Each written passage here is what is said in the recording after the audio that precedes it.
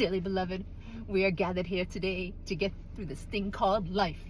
Ooh. That's your favorite. I love Prince. I do love Prince, but I don't like Electric Prince. word, life, that means forever, and it's a mighty long time, but I'm here to tell you, there's something else. All right, go The ahead. afterlife. That was a deep one, Leanne. Thank you. Yes. I've been feeling deep lately. Poor so Prince. there you He's go. probably rolling over up there saying, "Oh, lady, you're massacring my stuff." Yeah, but that's give it all up. right. Give That it was up. good. I'm impressed. Thank you. Yes, thank you. Quick little car talk. Car talk. Let's talk about closing areas.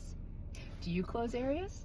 Do you say, "Oh, that's it. You made a mess yesterday. No one cleaned up yesterday. We're closing the blocks. Oh, we're closing dramatic It's play." too noisy over here. There's too many kids over here. We're closing that area. Mm-hmm. Yeah. Do you close areas? Think about this.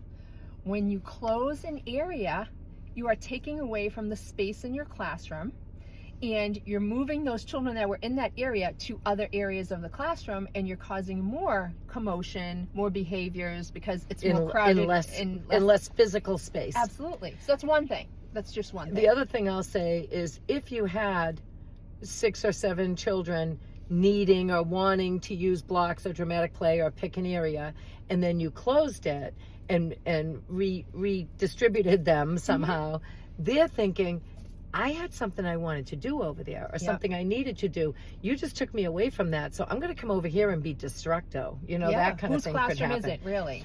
That's the question. Whose classroom is it? Mm-hmm. And we would say it's the children's classroom. Absolutely. And so they're not your books and your papers and your materials. They're the children's papers and materials.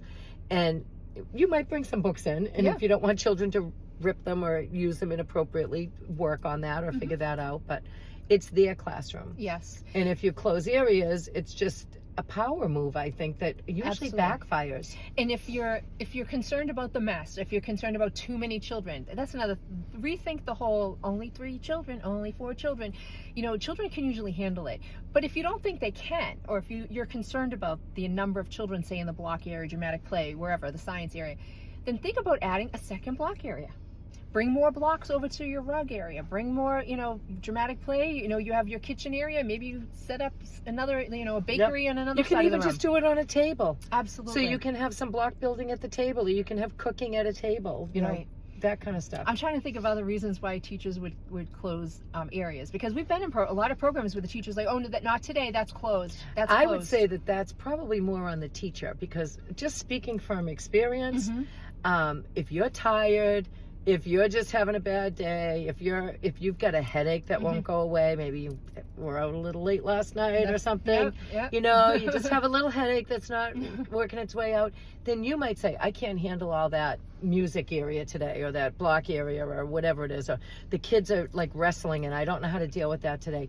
That's often when I see it happen, not based upon anything the children may or may not be doing. It's more about the adults. I look at it as too, the teachers do it as a control move, like I'm in control here and I'm the boss and I'm closing that. But it's really going to backfire. You're going to have kids who are not happy about an area being closed that they wanted to play in. So I might suggest that if things are going a little, and remember, kids are noisy, kids are busy, kids are active, kids climb on things. That's who they are and what they do. So you guys all know that. But if there's something going on and you're concerned about it, instead of closing it, move closer to it.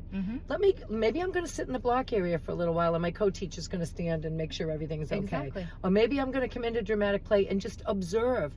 You don't have to be involved ordering food and having them cook waffles for you and all that stuff. Just observe and listen and see what's going on, and you might be surprised, and you might realize, I need to make this area a little bigger. There really can be 7 children here instead of 4 or something, So rethink closing areas and have that conversation with your team, your team members, coworkers.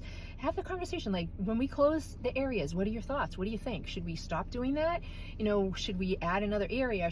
What should we do? So have those conversations. And in the comments, if you do or don't close areas and you want to talk about that, let us know. I used to do it years ago, and I realized, that's a bad move. It just put more energy into a smaller space. Exactly. More noise, more energy, space. more stuff, more bodies, more heat, Yep. So I realized it wasn't a good idea, but we'd love to hear from you if you have any ideas.